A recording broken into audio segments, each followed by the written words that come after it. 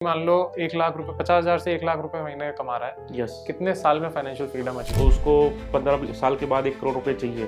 सो आराम से आज आपने एक लाइबिलिटी ले ली, आज आपने एक लेट्स सपोज महंगी गाड़ी ले ली या महंगी आपने बाइक ले ली। एज सून एज वो शोरूम से बाहर निकलेगी उसकी वैल्यू 20% डाउन हो जाएगी। 3 से 5,000 रुपये भी महीना जोड़ लेती है और 5,000 रुपये की SIP स्टार्ट कर देती है। Then also she will be able to make the good corpus after 10 to 15 years.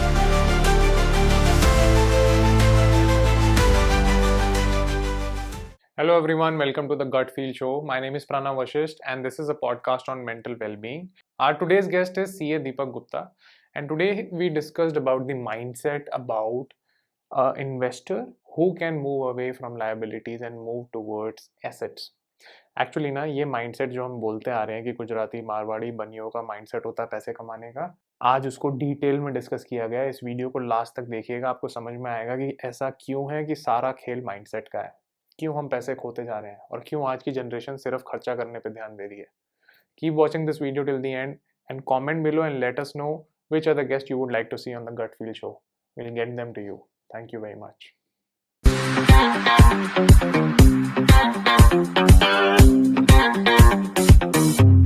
Hello and welcome to the Gut Feel Show. Deepak ji, how are you doing? I'm good. How about you?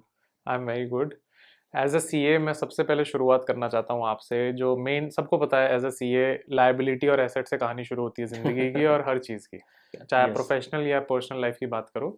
Asset की बात तो बहुत लोग कर रहे हैं आज के टाइम पे, मुझे शुरू करना है लायबिलिटी से। Liability से आप थोड़ा सा लायबिलिटीज़ को समझाइए क्योंकि आज की डेट में लायबिलिटीज़ को सब इग्नोर कर रहे हैं क्योंकि अप ट्रेंड में है मार्केट, सब पॉजिटिव सोच रहे हैं, यस सब लायबिलिटीज़ बढ़ाते जा रहे हैं लेकिन फ़र्क नहीं पड़ रहा क्योंकि सोर्स ऑफ इनकम अच्छा है, रिटर्न अच्छे हैं। यस लेकिन लायबिलिटी को थोड़ा समझाइए मुझे। देखो लाइबिलिटीज अगर मैं देखूँ कि आज के टाइम पे आप देखो, जैसे आपने बहुत अच्छी बात की कि आज के टाइम पे सब लोग खर्चा करे जा रहे हैं।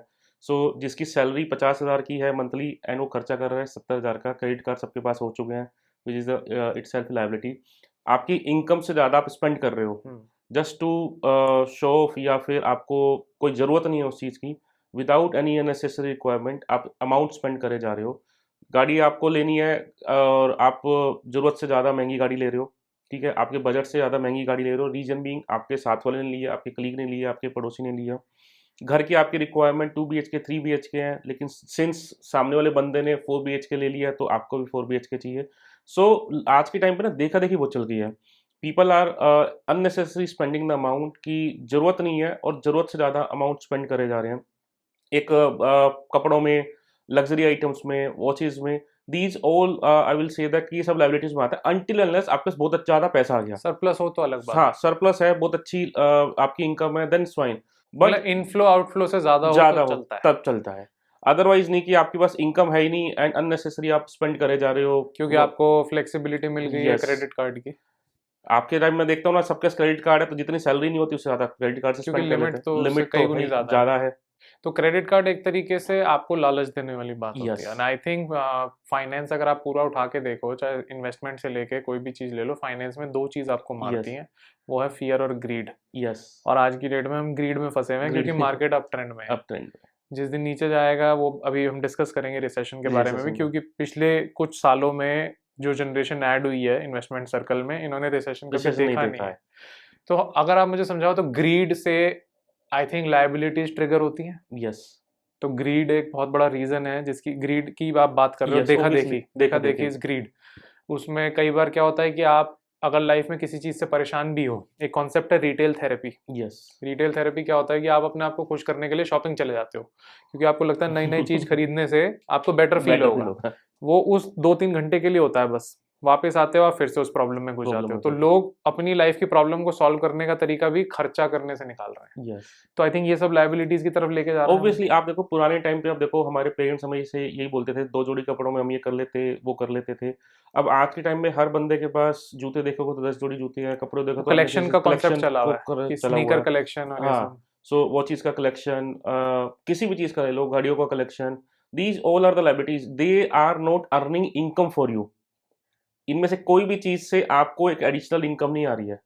If that amount would have been in your bank account, that amount would have been in your stocks, that amount would have been in your mutual funds, then it could have given you the passive income, right? So but I आपका think क्योंकि corpus बढ़ता रहता है क्योंकि वो धीरे-धीरे। दिखता नहीं है, यस, क्योंकि मनी मल्टीप्लाइंग वो वर्चुअली हो रहा है। यस, बट आपको क्या हो रहा है, अपना ऑब्जेक्टिफाई करके चीजें, आप सामान जब खरीद लेते हो तो आप दिखा सकते हो दुनिया को। यस, एंड आई थिंक ये एक तरीके का स्कैम तो नहीं बोलूंगा, बट एक तरीके की मार्केटिंग स्ट्रैटेजी है कि लोगों को ऐसा फील कराया जाए कि आपके पास इस चीज की कमी है यस।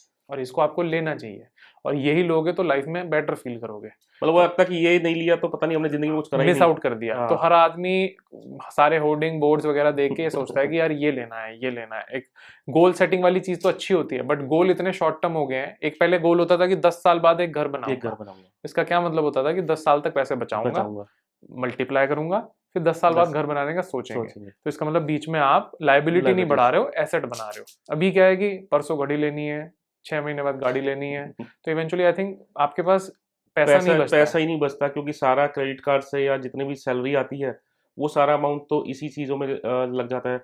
जैसे ही लोगों को सेल दिखती है, साल में सेल 4-5 पूरे चले साल जाते सेल हैं। लगी रहती है अब हाँ, तो। तो आप कभी भी ले लो। पहले ऐसा टाइम होता था दिवाली के टाइम पे ही पहले लोग सेल शॉपिंग 2 करते बार थे। लगती हाँ, थी, और अब तो 26 जनवरी पे, 15 अगस्त पूरे पे साल आप सेल है। सर्दी और की सेल, इवन गर्मी की अगर मॉल्स में सेल नहीं है तो ऑनलाइन ऑनलाइन सेल है। सेल्स आ जाएगी। कहीं न कहीं सेल्स मिल जाएगी आप ये आपको। देख लो कि पहले ये होता था कि अमेज़न पे बंदा तब जाता था जब कोई बहुत बहुत ज़रूरी होता था। बाहर कहीं नहीं मिला, हाँ, सदर बाजार चले गए, नहीं मिला तो अमेज़न से ले लिया। यस।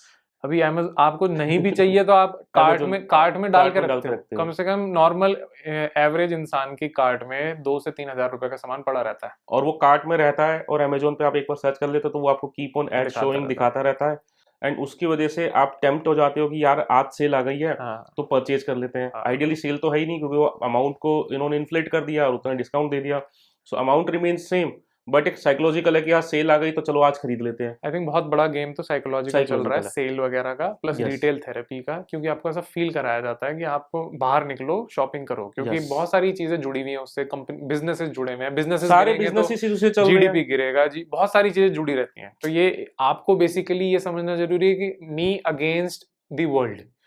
पूरी दुनिया तो आपसे पैसा निकालना ही चाहेगी ना। यस। आप चलोगे बाहर, खड़े हो गए, आपने 50,000 कमा लिए, तो बाहर 15 लोग खड़े होंगे कि इसके आपको 50,000 50,000 कैसे वापस निकाले, निकालने हैं। है ना। तो हमें ये समझ के चलना है कि हम उसको बफर कैसे बनाएं। यस। तो मुझे थोड़ा सा बफर के बारे में समझाइए, बफर होता क्या है? देखो, बफर मीन्स आपके पास एक लिक्विड कैश हुआ, लिक्विड मनी हो गई, एडिशनल कैश हो गया। सपोज आपकी सैलरी एक्स अमाउंट है, या सपोज लाइक एग्जांपल ले लेते हैं 50,000 की आपकी मंथली सैलरी है। अब उस 50,000 की मंथली सैलरी को एक पर्सन तो है कि 50 का 50 ही स्पेंड कर देता है। दूसरा पर्सन है उस 50,000 में से हर महीने 10,000 रुपये बचा के चल रहा है। ठीक है, 15,000 बचा के चल रहा है।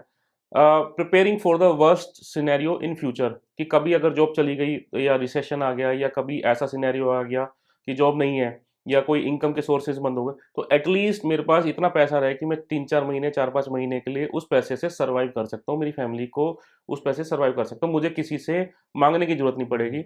एंड जब पैसा नहीं होता है ना, तो साइकोलॉजिकली दिमाग पे इतना प्रेशर आ जाता है, लोगों को लगता है कि मेरे पास तो कुछ भी नहीं है। Hmm, if you have money in your pocket, you will feel good, आप अच्छे से आराम से रहोगे, खुश रहोगे। लेकिन जैसे ही दिखने लग जाता है कि नौकरी जाने वाली है एंड बैंक अकाउंट में भी कुछ भी नहीं है, तो दिमाग में एक टेंशन आनी स्टार्ट हो जाती है कि अब मैं क्या करूँगा? अब मैं फैमिली के लिए क्या करूँगा? मेरी फैमिली कैसे सर्वाइव करेगी? सो उसके लिए बहुत ज़रूरी है कि आप अमाउंट को निकाल के जोड़ते रहें, उसको फ्यूचर के लिए जो भी उसको साइड एक्सीडेंसेस के करके लिए भूल जाएं। भूल जाएँ। और ये सोचें कि भैया कोई भी इमरजेंसी आएगी, कोई भी एक्सीडेंसीज़ आएगी, उसके लिए हम यूज़ कर सकते हैं। एंड लेटर ऑन उस अमाउंट को धीरे-धीरे जब जुड़ जाता है आपका तो amount, and after some time आप उससे कोई एसेट्स परचेज़ कर सकते हैं। जैसे आपने बोला कि घर परचेज़ कर सकते हैं, कोई लैंड परचेज़ कर ली, कोई स्टॉक्स परचेज़ कर लिए, कोई म्यूचुअल फंड्स परचेज़ कर लिए। तो उससे ये होगा कि एक आपकी एसेट बिल्डिंग हो जाएगी, वो आपको पैसे से पैसा बना के देगी। ना कि कोई लायबिलिटीज़ परचेज़ कर ली, और उससे क्या है, वो आज आपने एक लायबिलिटी ले ली, आज आपने एक लेट्स सपोज महँगी गाड़ी ले ली या महँगी आपने बाइक ले ली। एज़ सून एज़ वो शोरूम से बाहर निकलेगी, उसकी वैल्यू 20% डाउन हो जाएगी। तभी आप उसको 1 महीने बाद बेचना चाहोगे, तो उसकी वैल्यू 30 से 40% डाउन हो जाएगी। तो बताओ क्या फ़ायदा उस लायबिलिटी का? तो शो ऑफ अलग चीज़ है, and sensible decision making, sensible finance planning, sensible पैसे को जोड़ना, फ्यूचर के रखना एक डिफरेंट चीज़ है। सो वो आज की जनरेशन को ये सोचना चाहिए कि मैं उस पैसे को कैसे यूटिलाइज़ कर सकता हूँ फ्यूचर के लिए, सो दैट मैं एसेट्स बिल्ड करूँ, ना कि लायबिलिटीज़ बिल्ड करूँ मेरे लिए। क्योंकि आई थिंक एक वो फील आ गया है एडवर्टाइजमेंट मूवीज देख के कि लिव इन द मोमेंट, मतलब आज है मोमेंट, तो यस, सबको आज ही चाहिए वो आज ही चीज़ें। ये चाहिए। नहीं चाहिए, ये वेट नहीं कर सकते कि 10 साल बाद मिलेगी, 5 साल बाद ज़िंदगी मिलेगी, खत्म तो नहीं हो रही है 10 साल बाद। लेकिन आज ही चाहिए। सबको ये लगता है कि आज ही सब कुछ मैं करोड़पति बन जाऊँ, आज ही हाँ, मेरे पास सारा पैसा आ जाए। व्हाट अबाउट कि 5 साल बाद डाउन द लाइन आपको जरूरत पड़ गई, 10 ईयर्स डाउन द लाइन आपको पैसे की जरूरत पड़ गई, तो क्या एक दिन में तो घर नहीं बनने वाला या एक दिन में तो आपके प्लस आई पास। थिंक एक और कॉन्सेप्ट जो गलत हो चुका है कि हम्म। सबको पहले पता होता था कि हर हर प्रोफेशन की मनी मेकिंग कैपेसिटी अलग है। यस। अभी आज की डेट में सारे प्रोफेशंस आपस में compete कर रहे हैं कि हम इससे ज़्यादा कमाएंगे, हम उससे ज़्यादा कमाएंगे। डॉक्टर्स बिजनेसमैन के साथ compete कर रहे हैं, बिजनेसमैन जो जॉब कर रहा है ब्लू उसके बाद कॉलर, तो ब्लू कॉलर मतलब सब आपस सब में आपस में कम्पीट कर रहे हैं। बेसिकली, क्योंकि किसी के भी कोई भी ज़्यादा पैसे कमाता है, कोई ये नहीं देख रहा कि उसका प्रोफेशन क्या है, प्रोफेशन क्या उसकी है, सोर्स ऑफ मेहनत क्या इनकम, है, उसकी सोर्स ऑफ इनकम और उसके खर्चे कितने खर्चे हैं। कितने हैं। जैसे फॉर एग्जांपल एक डॉक्टर अपनी नॉलेज से कमाता है, यस। खर्चे नहीं है उसके, मशीन लेने के बाद कोई कोई खर्चा नहीं खर्चा है। नहीं है, बिजनेसमैन कमाता है लेकिन उसके खर्चे बहुत खर्चे ज्यादा बहुत हैं, ज्यादा है। तो उसे मैनेज करना पड़ता है। ऑब्वियसली लेकिन एक जो ब्लू कॉलर है वो अपना ऑफिस में ऑफिस अपने जाता है, अपने रिसोर्सेज देने के रिसोर्सेज बाद पैसे कमा लेता है, लेकिन खर्चे नहीं है, लेकिन फिर भी वो खर्च करना चाहता खर्च है। करना चाहते अब एक चीज और है, जैसे एक कॉन्सेप्ट सब बोलते आ रहे हैं बहुत टाइम से कि money can buy happiness, but I हैं। Think yes. वो गलत है। I think money buys you freedom.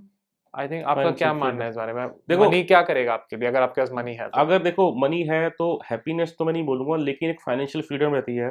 So to some certain extent मैं मेरे को ये लगता है कि ठीक है, एक अनड्यू प्रेशर नहीं है मेरे माइंड पे कि मेरे को सरवाइव कैसे करना है, मैं मेरे खर्चे कैसे पूरे करूंगा, मैं फाइनेंशियल ट्रैप में नहीं आ जाऊं, फाइनेंशियल डेप्ट में नहीं आ जाऊं। सो अगर पैसा है तो आपके पास ये सारी चीज़ें आपके दिमाग में है कि ठीक है, मेरे ऊपर कोई लाइबिलिटीज़ नहीं है, सो मेरे को किसी का लोन नहीं देना, लोन वाले मेरे घर के चक्कर नहीं काट रहे हैं, या फिर मेरी फैमिलीज़ में अगर पैसा चाहिए किसी को फ्यूचर में, कल को किसी को अपने बच्चे की शादी करनी है, बच्चे की एजुकेशन के लिए पैसे चाहिए, तो उसके लिए आपको किसी से बैंक से लोन लेने की ज़रूरत नहीं है या किसी थर्ड पार्टी से लोन लेने की ज़रूरत नहीं है। एंड बाकी थर्ड पार्टी जो बैंक भी लोन तभी देता है जब आपके पास पैसे हैं। जिसके पास पैसे नहीं है ना, उसको लोन नहीं मिलता है। Correct. एक फ्रेंड का मेरे पास फ़ोन आता है कि सर मेरे पास पैसे नहीं, मुझे लोन चाहिए। तो मैंने कहा यार पैसे हैं नहीं है तो लोन तो नहीं मिलेगा, क्योंकि आपकी बैंक एसेट स्टेटमेंट देख में के लेगा। हाँ इनकम ही नहीं है। तो वो बोला कि सर फिर तो क्या ही फायदा, मतलब जिसके पास पैसे हैं बैंक भी उसी को पैसे दे रहा है, मेरे को बिजनेस स्टार्ट करना है, मेरे पास आज पैसे नहीं है, तो आइडियली मुझे तो लोन मिलना चाहिए ना। तो मैंने कहा भैया ऐसे चलती नहीं है दुनिया, बैंक ऐसे नहीं चलते। बैंक ये देखते हैं कि आपकी पेइंग कैपेसिटी क्या है, आपने लोन ले लिया, पता चले आपने बैंक पैसा भी डुबो अपना दिया, बफर लेके चलेगा बफर ना। लेके चलता है, बैंक सेव करके चलता है अपना। बैंक उस बंदे को देगा जिसके पास पैसे हैं। अगर बैंक को पता है कि इस बंदे का रीपे करने की कैपेसिटी नहीं है, तो बैंक क्यों रिस्क लेगा उसके ऊपर। सो आपके पास पैसा है तभी आपके पास लोन ले सकते हो, आपके पास फाइनेंशियल फ्रीडम तभी आती है। अदरवाइज फाइनेंशियल फ्रीडम नहीं आती है। आप इजिली ये नहीं बोल सकते हो कि भैया मैं ठीक है पैसा नहीं है और मैं घूमने चला जाऊं।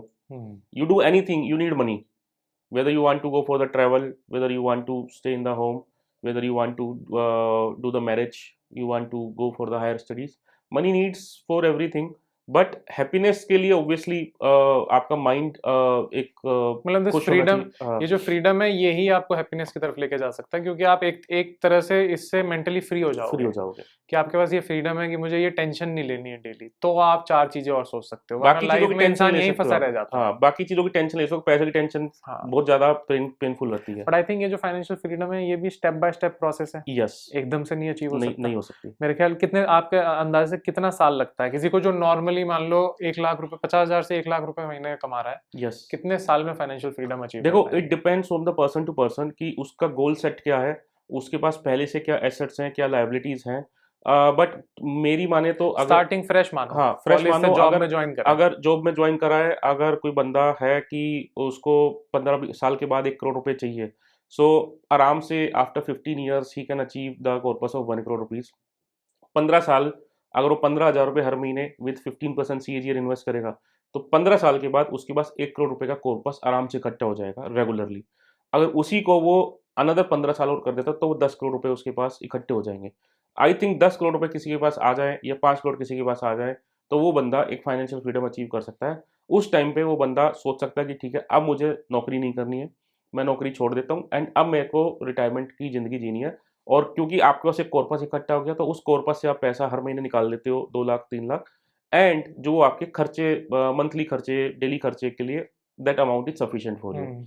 सो एक बंदा जो है कि 15-20 हज़ार रुपये अगर इन्वेस्ट करता है, तो आई थिंक 15 एक साल उसके लिए इनफ है to achieve that financial freedom. ठीक है, एक चीज़ और थोड़ा समझाइए, जैसे जो लोग डायरेक्टली या फिर एक्टिवली अर्न नहीं कर रहे हैं, फॉर एग्जांपल हाउस वाइफ्स हैं, यस। सेविंग्स हैं, कई बार किट्टी से आपके पास एक बैलेंस आ जाता है, कभी आपके पास आपके हस्बैंड आपको दे रहे हैं एक अमाउंट, यस। सर्टेन अमाउंट, तो खुद भी क्योंकि हाउसवाइफ्स के अंदर एक ना इनसिक्योरिटी होती है इनसिक्योरिटी। कि मैं इंडिपेंडेंट कैसे बनूं, यस।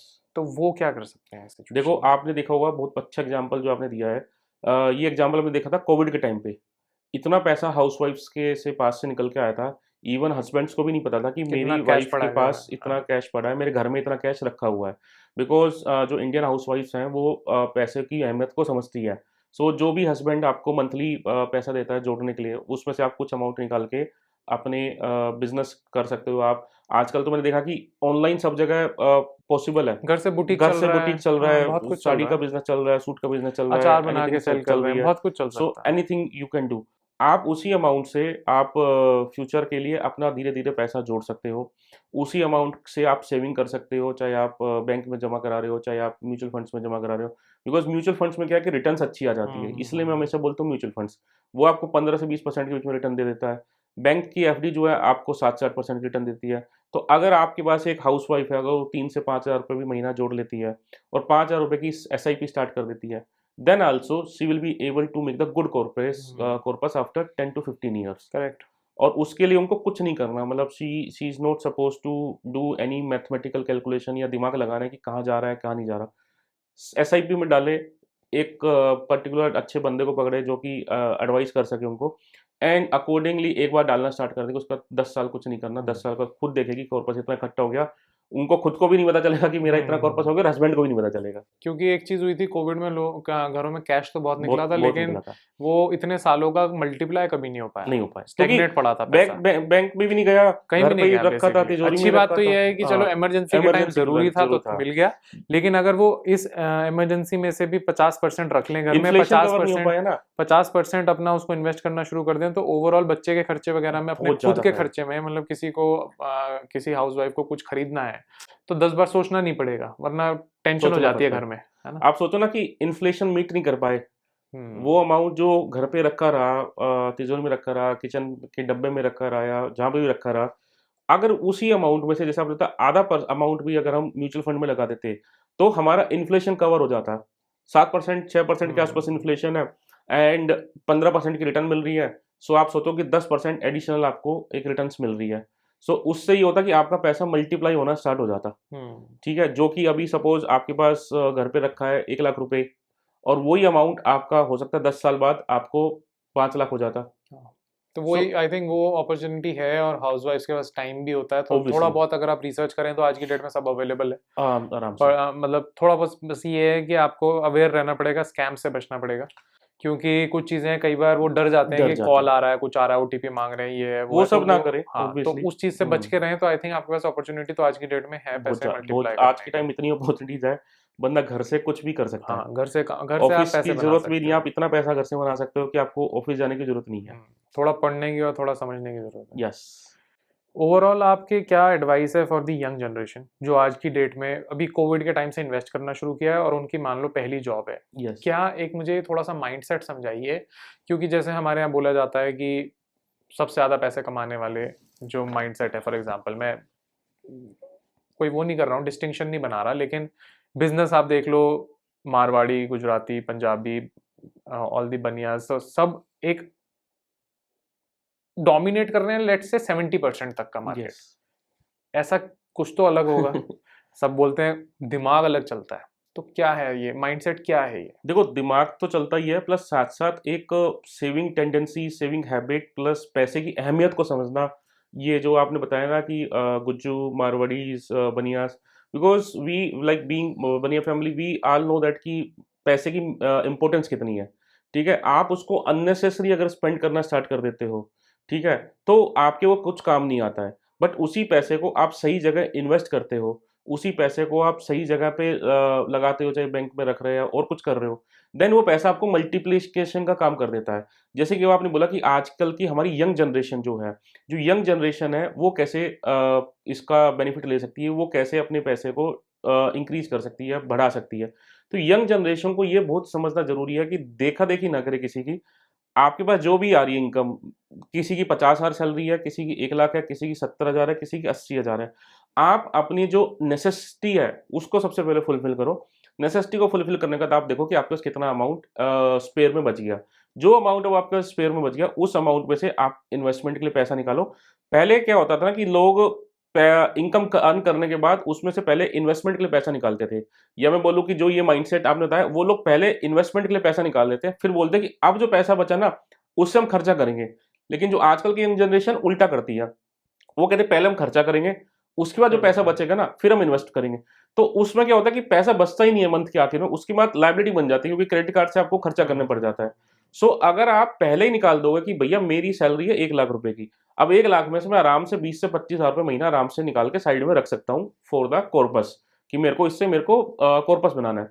अब बचा 80,000, 80,000 rupees I think is enough for a young generation, for a young person जो अपना मंथ का सर्वाइवल करना चाहे, तो वो इनफ अमाउंट है। लेकिन बंदे को लगता है 1 लाख भी कम है, तो वो 1 लाख की जगह 1.5 लाख का खर्चा कर देता है। क्रेडिट फिर कार्ड अगले महीने क्रेडिट कार्ड से 50,000 तो उसमें चले गए, तो वो फाइनल से ट्रैप में फंस जाता है और वही चलता रहता है उसके साथ। इसमें से थोड़ा सा ट्रेस बैक करूंगा, जब आपने बोला एज अ बनिया फैमिली आपको ये मालूम है कि पैसे की अहमियत क्या है, Yes. ये कैसे डिफाइन हुआ? ये क्या हेरिडेट, क्या ये जनरेशन वाइज चलता आ रहा है? क्या आपके पेरेंट्स ने, आपके ग्रैंड पेरेंट्स ने कुछ ऐसा बोला बचपन में, समझाया गया? वहां लेके जाना मुझे थोड़ा सा टॉपिक, क्योंकि क्यों पता है आपको इम्पोर्टेंस? देखो, जैसे आप देखोगे बनिया फैमिलीज, गुज्जू फैमिलीज, उन लोगों में ना पहले से ही बताया जाता है कि भैया पैसे, ऐसा नहीं है कि आपके पेरेंट्स के पास पैसा है तो वो आपको अननेसेसरी पैसा दे देंगे, ठीक है ना, कि चलो मेरे पास बहुत पैसा है, गो एंड स्पेंड। मतलब कंजर्वेटिव माइंडसेट, आपको लिमिट में ही पैसा देंगे, चाहे आपके पास बहुत सारा पैसा हो, still parents will give you that much amount of money कि जिससे आपको बस लिविंग चल सके, जिससे आपके बहुत ज्यादा खर्चे नहीं चल सके। आपको बहुत लेविश लाइफ नहीं जीने को मिलेगी, क्योंकि आपको पता है कि आपके पेरेंट्स को पता है कि हाँ भैया पैसे की अहमियत क्या है। अगर वो बच्चा आज से ही इतना स्पेंड करना स्टार्ट कर देगा तो आने वाले टाइम में तो उसका कोई कंट्रोल ही नहीं रहेगा। और शुरू से ही आप उसको थोड़ा थोड़ा पैसा दोगे, थोड़ा थोड़ा सी ही निकाल के दोगे, तो उसको भी लगेगा कि हाँ भैया मेरे पास इतना ही है, मेरे को इसी में से स्पेंड करना है। ये पर्सन जो बच्चा है आज के टाइम पे, छोटा बच्चा, अगर आपकी इसकी पॉकेट मनी बचपन में ही आप उसको 1,000 रुपए देने स्टार्ट कर दोगे, तो उसको तो लगेगा यार मेरे पास 1,000 रुपए आ रहे हैं, बड़े होके 10,000 बड़े होके डिमांड 10,000 रुपए लगेंगे और उसको कम पड़ेंगे। लेकिन दूसरी साइड एक बच्चा है जिसकी पॉकेट मनी सिर्फ 10 रुपए है, तो उसको तो और पेरेंट्स बताते हैं कि इसमें से आपको कुछ सेव करके मुझे देना है। नहीं हो सकता ये भी, कई कई तो मैंने ऐसी भी कहानियां सुनी है कि 10 रुपए की पॉकेट मनी थी तो उसको कहीं छोटा सा कुछ इन्वेस्ट करके 20-30 रुपए उसका बना लेते थे। हाँ। किसी का कुछ काम कर दिया, कुछ मैं कर बता रहा हूँ दिया। सेव करना उसमें से भी, हाँ। कि कई बच्चे ऐसे होते हैं जिसमें से उससे भी पैसा कमा लेते हैं। हाँ, 10 का 30 बना 10 का लिया। 30 कमा लिया, और वो 30 को भी रखे रखते हैं, जोड़ के रखते हैं, ऐसा नहीं कि स्पेंड कर दिया। सो मेरे अंकल थे, वो अपने बच्चे को बोलते थे कि भैया मैं तेरे को पॉकेट मनी दे रहा हूँ, ठीक है, इसमें से तेरे को खर्च नहीं करना सारा, इससे तो डबल मुझे कैसे करके देगा वो बता, फिर मैं अगली बार तेरी पॉकेट मनी इससे बढ़ा दूंगा। तो बच्चे के माइंड में आता है कि ठीक है भैया, अभी बचपन से ही पैसा कमाने का स्टार्ट हो जाता है उसके दिमाग में कि कैसा मैं कर तो सकता इसका हूँ। ये मतलब है कि अगर आप शुरू स्कार्सिटी माइंडसेट से करो कि कम है, चीजें कम ही में है, अबंडेंस में नहीं है, यस, तो आप अबंडेंस माइंडसेट की तरफ बढ़ सकते हो। लेकिन अगर आप शुरू अबंडेंस माइंडसेट से करते हो और तो हो सकता है कि आप एंड करो स्कार्सिटी में। आई थिंक ऐसी कहानी चल रही है। यस, क्योंकि उस टाइम पे आपके पास रखा हुआ है, यूज नहीं कर रहे हो, तब तो माइंड में कोई दिक्कत नहीं है, कि बैक इन द माइंड आपको पता है कि yes there is something is with us. And दूसरी इस माइंडसेट में हो गया कि कुछ है ही नहीं हमारे पास, और आपका खर्चे और आपकी लेविश लाइफ स्टार्ट हो चुकी है, तो आपको लगेगा यार मैं तो खत्म हो गया, मेरे को तो घर ही बेचना पड़ जाएगा मेरा। आई थिंक वो तभी भी होता है कि रखे हुए पैसे में जो मिलता है वो खर्च हो जाता है, जो कमाता है इंसान मेहनत करके वो बचा लेता है। यस, आई थिंक ये भी एक फर्क पड़ता है। ऑब्वियसली। तो इसीलिए जब आपको ज्यादा जल्दी इनहेरिटेंस मिल जाए या कुछ हो जाए तो आप उसको उड़ा भी देते, उसकी अहमियत कम समझते, क्योंकि खुद मेहनत नहीं करी ना। जो आदमी जो उड़ाना आसान है, हाँ, कमाना मुश्किल जो है। पेरेंट्स बोलते हैं ना कि मैं तो बूंद बूंद से सागर भरता है, या फिर मैंने पूरी मेहनत करके इतना सब खड़ा करा है, और हम एग्जांपल देते हैं कि बच्चा आता है वो पूरा का पूरा व्यापार खत्म कर देता है। अभी रिलायंस वाला एग्जांपल देख लो, अनिल अंबानी को इतना भंडार मिला था एंड उन्होंने पूरा खत्म कर दिया। धीरू भाई अंबानी ने धीरे धीरे उसको जोड़ के बनाया उसका। ऐसे बहुत सारे एग्जांपल्स हैं, बहुत से लोगों को लेविश लाइफ मिली है बचपन से ही, और उन्होंने उसकी इम्पोर्टेंस को नहीं समझा है कि भैया ये इसलिए मिली है क्योंकि मेरे बाप दादा ने मेहनत करी थी पहले के टाइम पे, तब मुझे ये मिल पाई है। ऐसा नहीं है कि बस उन्होंने भी कोई मेहनत नहीं करी और मुझे मिल गई। एक दो जनरेशन आपको मेहनत करेगी तभी आपको मिल सकती है, अदरवाइज आपको नहीं मिल सकती है। मतलब इसलिए भी ऐसा हो रहा है कि आज जो लोग ठीक लेवल पे हैं उनके 2 जनरेशन पहले काम करा है, काफी जूते घिसे जा चुके हैं। घिसे बिना जूते घिसे बिना काम करे कोई पैसा नहीं कमा सकता, और जिसने कमा लिया वो अगले दिन खत्म कर देगा ऑब्वियसली। इसलिए कौन बने करोड़पति के बाद भी बहुत लोग रोड पे आ जाते हैं, आ जाती है, क्योंकि वो पैसा अननेसेसरी खर्च कर चुके होते हैं। जबकि अगर आपको 1 करोड़ रुपए मिला है, आप उससे बहुत कुछ कर बहुत सकते हो, कुछ कर लेकिन सकते हो। क्योंकि वो बहुत छोटी ड्यूरेशन में मिल गया, तो उतनी छोटी ड्यूरेशन में चला भी जाता है। जल्दी मिल गया ना, और वो उसकी अहमियत नहीं पता हाँ, कि भैया उसको खर्च कैसे करना कैसे है, करना स्पेंड कैसे करना है, उसमें से जोड़ना कैसे है। तो उनको लगा कि मेरे पास तो करोड़ रुपए आ गए, चलो अब इसको खर्च करते हैं, लग्ज़री की तरफ चलते हैं। तो जैसे ही लग्ज़री की तरफ जाओगे तो फिर वो सारा खत्म हो लग्जरी की जाएगा। तरफ थोड़ा रुक के जाएँ तो हाँ, बेटर है। हाँ। भाई आपके पास एक इनकम सोर्स क्रिएट कर लो, इतना इनकम सोर्स क्रिएट कर लो कि हाँ भैया मेरे पास हर महीने इनफ्लो आता रहे, और उसमें से मेरे को थोड़ा-सा परसेंट लग्ज़री में इन्वेस्ट करना है, इट्स फाइन। लेकिन इनफ्लो है ही नहीं, आउटफ्लो ज़्यादा है, तब तब प्रॉब्लम है। आप गड़बड़ में आ जाओगे। यस। दीपक जी, बहुत आपके साथ इंटरेस्टिंग डिस्कशन था ये, क्योंकि मुझे ये माइंडसेट समझने में बहुत खुद से क्यूरियोसिटी थी, एंड आई थिंक हमारे व्यूअर्स को भी मज़ा आएगा। यस। बहुत हमारी ऑडियंस जो हाउसवाइफ्स हैं उनको भी थोड़ा समझने में आएगा कि कैसे अपने पैसे कैसा को मल्टीप्लाई कर मल्टीप्लाई सकते हैं। करते हैं। प्लस जो यंग जनरेशन है, अगर वो ये स्कैरसिटी अबंडेंस की सीक्वेंस समझ ले, तो आई थिंक वो बहुत बहुत ज़रूरत है, अच्छे रास्ते पे चल सकते हैं यस, कि आप यंग जनरेशन को स्कैरसिटी माइंडसेट से शुरू करो कि हर चीज़ की कमी है, फिर अबंडेंस की तरफ अपने आप आ जाओगे। अपने आप आ जाओगे। Thank you very much. Thank thank you you sir Deepak for ji. Inviting, बहुत अच्छा मोस्ट वेलकम। डिस्कशन था आपके साथ। Most thank you, welcome. Thank you. Thank you for watching till the end, and please don't forget to comment below and let us know what would you like to hear about next. We will invite that guest on the podcast and have the discussions about the mindset and emotional intelligence. Please do like, subscribe, and share, and thank you again for watching till the end.